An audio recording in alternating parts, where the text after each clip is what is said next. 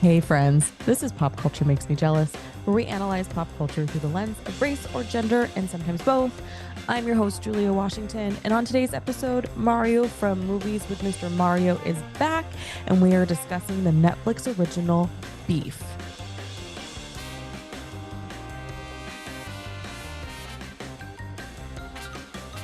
Mario, we were just discussing that the last time you were here was White Lotus. Forever long ago. I know. Wait, do you already have a cocktail? Oh, it's a Shirley Temple. Oh, okay. Shirley Temple. I almost had a mimosa this morning, and I changed my mind because I have a lot of work to do today. Mario, for those of who maybe don't remember, is our resident movie reviewer. He is Movies with Mr. Mario on Instagram, and he rates and reviews movies, and he does a really good job. Did you reviewed the Mario movie, right? I did. I loved it. I haven't seen it yet because I have an Oh issue. my goodness. I don't like Chris Pratt. In general, Yeah, or just as a voice? in general. How do you see Guardians of the Galaxy? The soundtrack. There's a really good soundtrack for Super Mario. All right. Maybe I will. It's fun. Okay. I did buy tickets to see the Margaret movie. So I upgraded my phone recently, not on purpose, but because my 12 was just like randomly dying. And that's not safe because we're dependent on cell phones now, because who has a landline? Yeah. And when I re-downloaded the Regal app, my account somehow reset.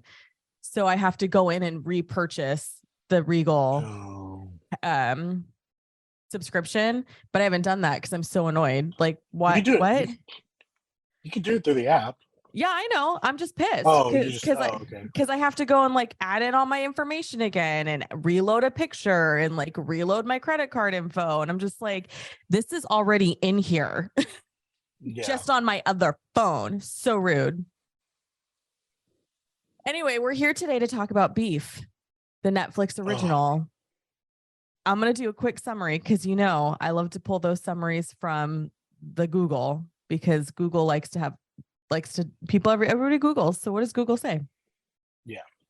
Google literally just says 2 strangers get in a road rage incident that brings chaos into their lives. And I just feel like, while that's accurate, that just touches like barely the surface. Yeah, that's not compelling enough for me to tune in. That's literally a Tuesday. So it dropped on April 6th of 2023, and the show stars Ali Wong, Stephen Ewan. I don't know if I ever say his last name right. Yeah, I think it's right. Okay, I apologize if I am mispronouncing it. And a whole host of other awesome celebrities. So I know, Mario, you watched it pretty quick so we could have this discussion. Yes. I need you to tell me, in your movie and TV critic eye, what you thought of this show. Also, just forewarning our audience that this is going to be spoiler filled because we do have to get into some spoilers. So if you haven't watched it yet, watch it first and then come back and listen to us. And then come back and listen to us. Yeah, because if you're new here, we don't hold back. We spoil everything. Yes. I actually was in the middle of writing my review today because I wanted to drop it after we do this because I didn't want to drop it before. Yeah. But it was funny because I was like intrigued when I first saw the trailer, but then I was like, I don't know if I'm gonna watch it. Like, I don't know if it's gonna really get me. Yeah. And then I was reading the reviews. The reviews were like, oh, it's this crazy good show. And I was like, all right, maybe I'll try it. And I just put it on my queue. And then we were in Disneyland, so I didn't get to watch it like when it dropped. And then I kind of forgot about it until you had said something, and then one of my friends said, oh, hey, have you watched Beef yet? I was like, no, it's on my thing. And then you were like, oh, let's do a show on it. So I was like, okay. So I told my roommates, we're watching this show. I'm going to start it. And they were actually surprisingly like intrigued too. So we finished it in 3.5 days. Nice. About 2 episodes a night, and then the last night we binged all the last 3. But really good show. If you want to see a show about acting, like a Yes, masterclass of acting, that's how you do it. absolutely. It was brilliantly performed, like insanely good performance. Like if this show doesn't get nominated, I will be shocked. Like if Ali Wong doesn't get a nomination, if Steven Yeun doesn't get it, like there's so many amazing, like it was, and I don't do intense shit. And I know I was watching the show. It's like, how is Julia watching this show? And it's one of those shows where it's like, this is intense shit, but for some reason I can't stop watching, and I need more. I need more. And it was just, oh my, because each episode kind of ends on a cliffhanger too. So it's like, wait, what happens? Like we forced ourselves to stop like after a certain episode because we're like, we have to go to bed. We have work tomorrow. We're all up early. We can't continue. But yeah, and what I also loved is how they brilliantly tied in how easy miscommunication is, but then also how intentional miscommunication is. Yeah. Right. So we first meet Danny when he's returning some sort of like, I don't know, is it a portable barbecue or something like that? And he makes this. He's already in a bad mood. And he's having this interaction with this customer service rep. And we all know returning shit without a receipt is like the greatest egregious offense any of us could ever do, apparently. And something about a carbon monoxide monitor comes up and he's like, I don't have that. And there's just this like quick but heavy pause, but it moves so fast that you're like, oh, that's coming back. This whole scenario is coming back in some way, shape, or form, but I don't know when, because that's pointed. That is very, very much like he's intentionally using these for for what they're not intended for. And that sets the tone of his day. And then he's like in all this distress. And then, because it is my biggest pet peeve when people are backing out and they assume they have the right of way in the state of California. You don't. And then and that's a thing we experience every single day. Somebody's potentially putting us in a car accident situation, and then everyone just flips each other off, and then you move on and you live your life. These two did not move on and live their lives. These two escalated in a way that it was like, do you guys need therapy? And the answer is yes. Yes. Everyone needs therapy. Everybody in the show needs therapy because there's so many things like Danny's so broken and so desperate to have the American dream, and he's willing to do anything. And like, it's so heartbreaking. What was interesting to me is that's in the first 5 minutes of the whole show is the whole incident.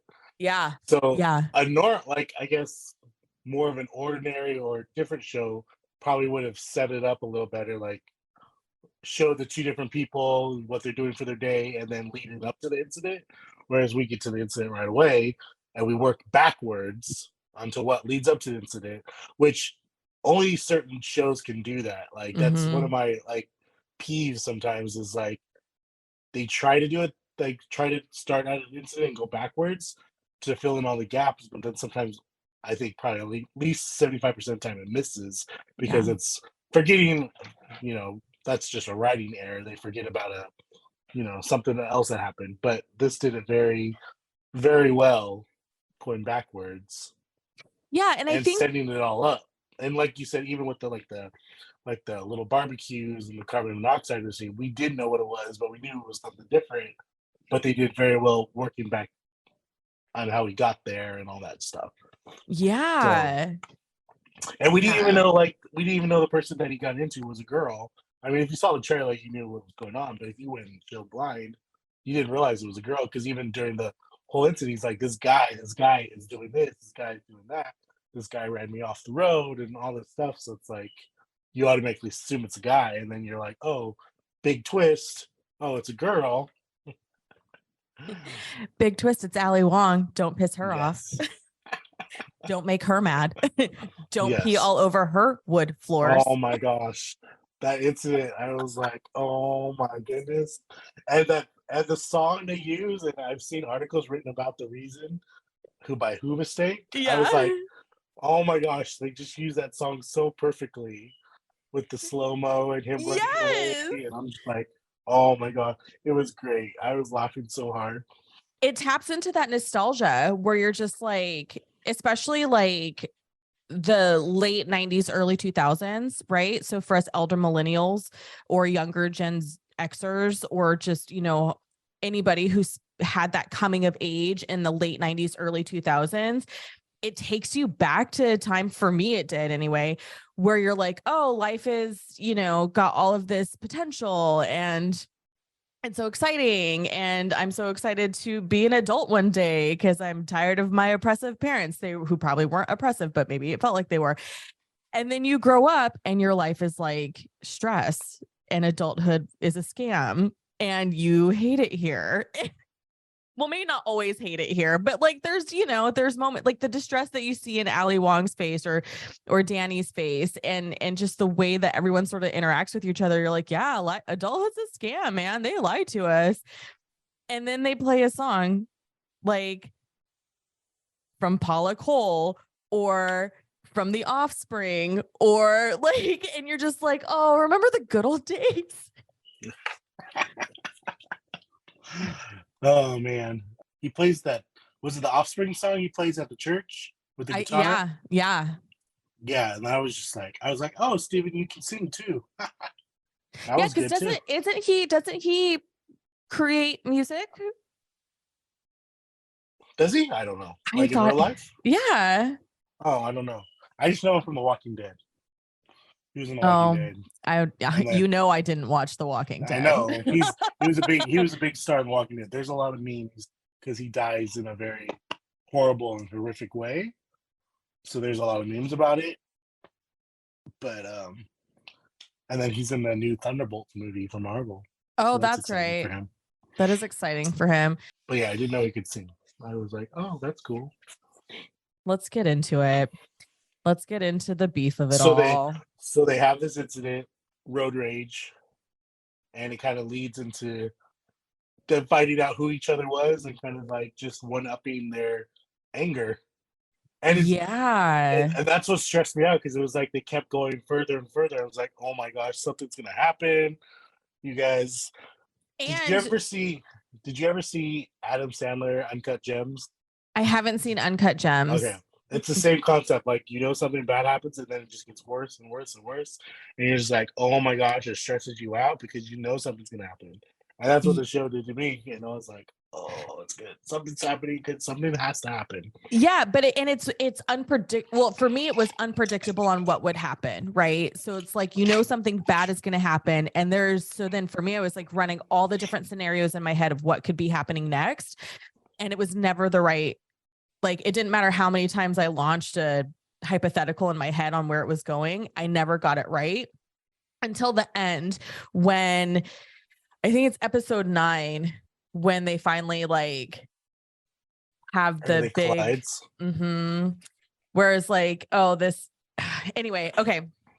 So yes, everything escalates. It's all just super intense. I do want to kind of talk about Ali Wong a little bit, her character, because she, they are a wealthy family. Her husband, is the son of this prolific painter, right? Or like artist. We'll just call him an artist because he designs this chair that is a perfect mold of his spouse's, behind, which is just so hilarious. But then also it's like, that just feels like a very like high-end art thing to do. So like Amy's created this business that's, multi-million-dollar business that's selling like plants and shit like that. And so their family is, they have this exorbitant amount of wealth. Like their home is beautiful. She has a very critical mother-in-law. Her husband, who George, is like the actor Joseph Lee encapsulates this character very well. Like, if I didn't know that it was an actor, I would believe that George is this floundering son of a prolific artist because he has no talent of his own. He's just going off of his mom's. Yeah. And he's trying to prove himself and trying to like contribute, but also he loves being a dad, which I do kind of love because we don't see that a lot in television and media where, you know, men actually enjoy being dads and are really good dads. They're usually hands off. So I felt like that was an amazing thing for them to add to the show as well.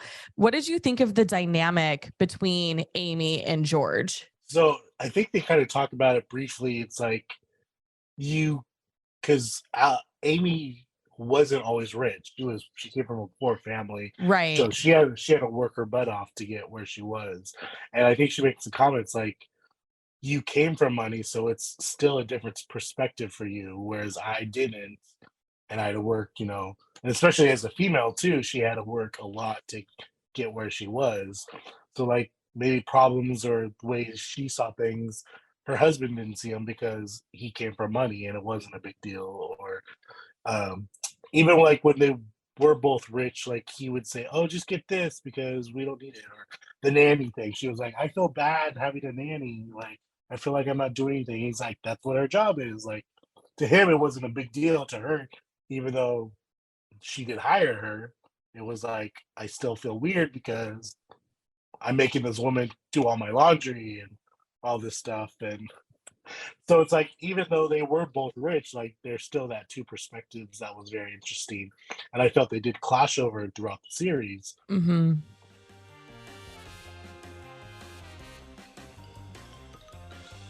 Okay, friends, this is our Patreon bonus episode, so this is all you get. If you haven't joined us on Patreon yet, it's so easy. Just go to patreon.com/popculturemakesmejealous. I want to do a big shout out to our current Patreon pals. Y'all are so fun. And if you are looking for a really great group of people who love entertainment, but also really hate the stereotypes of women in media, this club is for you. There's so much about beef we could have discussed, and honestly, there could be an entire multi-part series devoted just to this show because the layers of this show, there's just so much. There's so much. Beef is currently streaming all episodes of season 1 on Netflix.